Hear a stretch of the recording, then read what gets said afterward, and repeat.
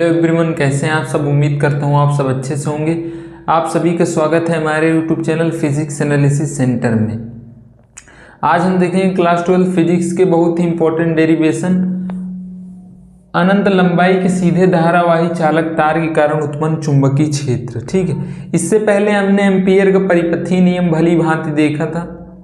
Basically ये ampere के परिपथीय नियम का अनुप्रयोग है, आप कह सकते हैं, जो कि बहुत इंपॉर्टेंट है। हर साल बोर्ड एग्ज़ाम में आता है, सो बोर्ड एग्ज़ाम की दृष्टि से तो बहुत ही ज़्यादा इम्पोर्टेंट है। तो इसको हम देखते हैं। आप जानते हैं, सबसे पहले इसका हम डायग्राम बना लेते हैं।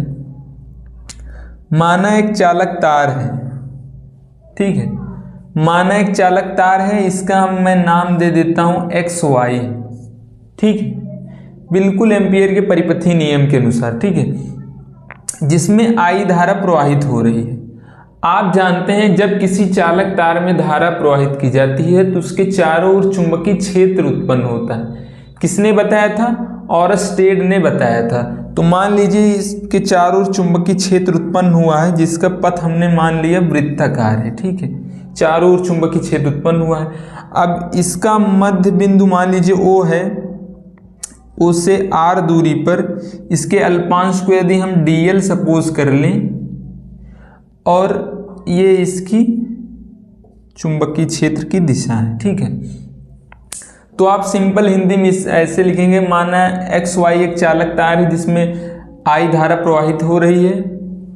ठीक है, उसके चारों ओर उत्पन्न चुंबकीय क्षेत्र है ये। O से R दूरी पर इसके अल्पांश dl है, ये इसकी विद्युत क्षेत्र की तीव्रता की दिशा है। ठीक है, अब हम देखेंगे गणना। सिंपल हम गणना करेंगे। अब गणना, ठीक है, चूंकि हम जानते हैं एम्पियर के परिपथीय नियम से, ठीक है, एम्पियर के परिपथीय नियम से क्या था? Integration of B dot dl is equal to क्या होता है? Mu not into I।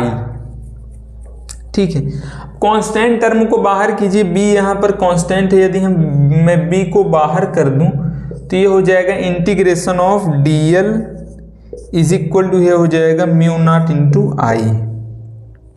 आप जानते हैं इंटीग्रेशन ऑफ dl जो होता है, इंटीग्रेशन ऑफ dl जो होता है 2 पाई r के। ठीक है, चूंकि हम जानते हैं 2 पाई r इसलिए है चूंकि हम जानते हैं ये इसका अल्पांश है, हमें चाहिए संपूर्ण का। तो ये पूरा देखिए एक वृत्त बन रहा है और वृत्त की परिधि जो होती है वो 2 पाई r होती है। ठीक है, इसलिए हम इंटीग्रेशन ऑफ dl को 2 पाई r लिखते हैं। ठीक है, यहां से हो जाएगा b, इंटीग्रेशन ऑफ dl का मान कितना है? 2 पाई r इज इक्वल टू क्या है? Mu not into I। यहां से यदि मैं b बराबर ज्ञात करें तो ये हो जाएगा b बराबर, ये गुणा में है, इधर आकर भाग में हो जाएगा, तो ये हो जाएगा mu naught upon 2 pi I upon R, ये हो जाएगा। ठीक है, ये बटे में आ जाएगा। अब देखिए यहाँ पर भी हम इसको कर सकते हैं, लेकिन थोड़ा सा दिमाग लगाइए। यदि मैं ऊपर नीचे 2 से गुणा कर दूं, ऊपर 2 से गुणा कर दूं, नीचे 2 से भाग कर दूं, तो ये हो जाएगा 2i, ये 2 2 जा 4 हो जाएगा। इसको मैं इस प्रकार भी लिख सकता हूं ना, b इज इक्वल टू ये हो जाएगा म्यू नॉट अपान 4 पाई 2i अपान r। ठीक है, यही होता है अनंत लंबाई के सीधे धारावाही चालक तार के कारण उत्पन्न चुंबकीय क्षेत्र।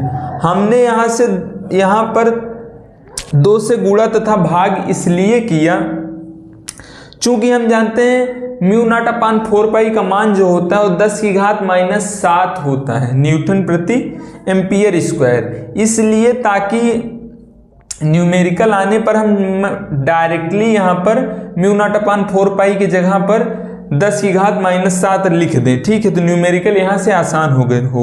नहीं, यहाँ से आपको म्यू नॉट का मान रखना होगा 4 पाई इंटू 10⁻⁷। ठीक है, तो सिंपली यहाँ पर आंसर हो जाएगा, यानी यहाँ पर ये प्रूव्ड हो गया। सो उम्मीद करता हूँ आप लोगों को समझ में आया होगा, देख लीजिए इसको। ठीक, तो उम्मीद करता हूँ आप लोगों को क्लियर होगा। यदि समझ में आया हो तो लाइक कीजिए और चैनल पर नया सब्सक्राइब कीजिए। Thank you.